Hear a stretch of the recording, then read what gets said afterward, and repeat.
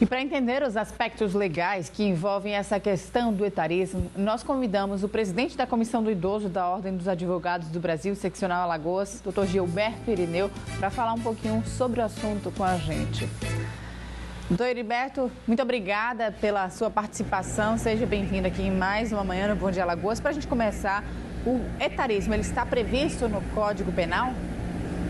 Bom dia, Gilvan. Bom dia, Sofia. Olha, o etarismo, né, que se constitui em si o preconceito e discriminação contra pessoas de idade, né, nós temos dois momentos. Em relação ao Estatuto do Idoso, no artigo 96, está bem claro: discriminar pessoa idosa ou impedir o exercício dessa pessoa a efetivar os seus direitos à educação, à cultura, à dignidade, ao lazer, se constitui crime de 6 meses a o ano de reclusão. Se o agente for praticado pelo agente que cuida dessas pessoas, é acrescido de 1/3. Uma outra situação, em relação especificamente a esse caso de Bauru da universidade, que serve como exemplo, conforme você colocou há pouco, né?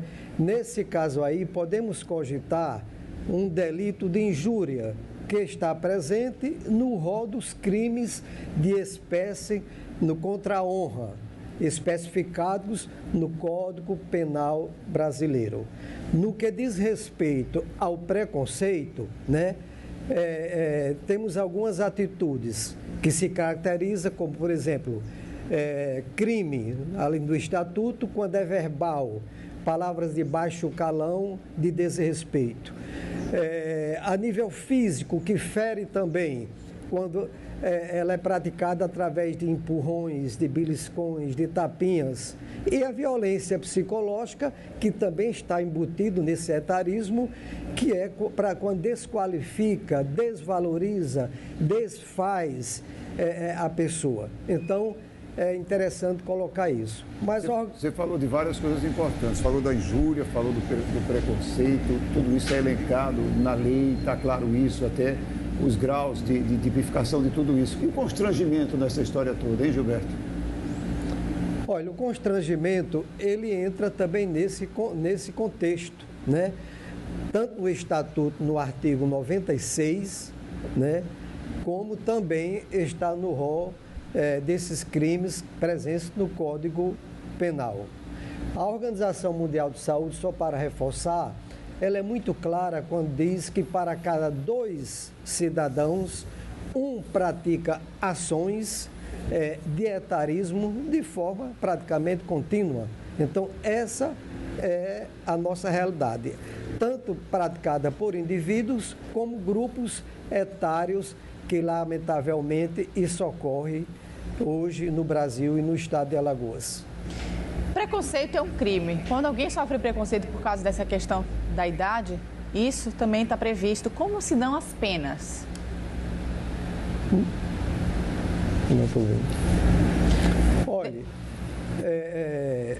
no geral, esses tipos de crimes, eles estão disciplinados no Estatuto do Idoso acima de 60 anos, né? Conforme nós colocamos. Dependendo de cada crime, vai de 6 meses a 1 ano de reclusão e multa, vai de 2 anos a 4 anos de reclusão e multa, depende de cada crime especificamente no que diz respeito ao Estatuto da Pessoa Idosa. Como é que a pessoa pode reunir provas em relação a isso? É claro que nesse caso que nós mostramos, foi nas redes sociais, fizeram uma graça ali, né? Estavam fazendo chacota em relação a isso, um claro desrespeito, preconceito. Mas como é que no dia a dia, como é que essas pessoas podem reunir provas? E que provas podem ser essas, Gilberto? Olha, todos os elementos, eu diria, presentes ali, através de gravação, através de filmagem, através de testemunhas, é um conjunto de elementos probatórios que podem servir de base para interpelar judicialmente, para entrar com ação judicial, né? E para buscar realmente, eu diria, remédio jurídico para toda essa situação. Mas é interessante, Gilvan e Sofia, a gente deixar claro que hoje é muito grande o contingente de pessoas idosas que estão nas escolas do EJAI, jovens e adultos, e também na academia, entendeu? São pessoas que estão estudando de 60 anos, 70, 76, 80. Aqui mesmo na escola Nosso Lar, da rede municipal, à noite, temos idosas de 76 anos lá estudando, né? E ao mesmo tempo entrando no empreendedorismo. Então isso, eu diria, gera um certo ciúme para outros segmentos da sociedade. Por exemplo, no final do ano passado, tivemos uma grande feira de 3 dias aqui no Jaraguá, só com pessoas idosas que estudam à noite e estavam lá com seus produtos empreendendo e vendendo, né? Estou mostrando uma realidade dessa, que é crua hoje no estado de Alagoas, porque nós temos milhares e milhares de pessoas idosas que passaram a vida toda, eu diria, criando os filhos, educando os filhos, e chega agora, estão estudando, sendo alfabetizadas e também nas academias. Hoje nós temos, por exemplo, pessoas idosas que já estão estagiando nos escritórios dos filhos, né? Então, nos consultórios dos filhos. Isso é muito comum. É uma situação que quem critica ou quem tenta atrapalhar, por si só se constitui como ignorante. É falta de conhecimento, é falta de visão. Doutor Gilberto, uma outra situação é o constrangimento. Constrangimento que muitas vezes as pessoas fazem as mais idosas passarem. Essa situação é crime também? Olha, se constitui. E geralmente, por exemplo, em situações aí, conforme eu coloquei, é um delito que também está, eu diria, tipificado no Estatuto da Pessoa Idosa. Temos 3 artigos que tratam um pouco disso, e é um delito que pode até se encaixar também nas espécies de crimes contra a honra, né?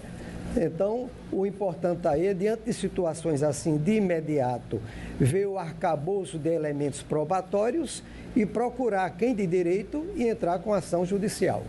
Doutor Gilberto, muito obrigada, viu, pela sua participação, pelos esclarecimentos, por trazer essas orientações aqui para a gente e, claro, por explicar como as pessoas que fazem esse tipo de crime podem pagar na justiça. Até mais. Obrigado. Obrigado, Gilberto. Obrigado, Gilvan. Obrigado, Sofia. Obrigado a todos. Obrigado mais uma vez.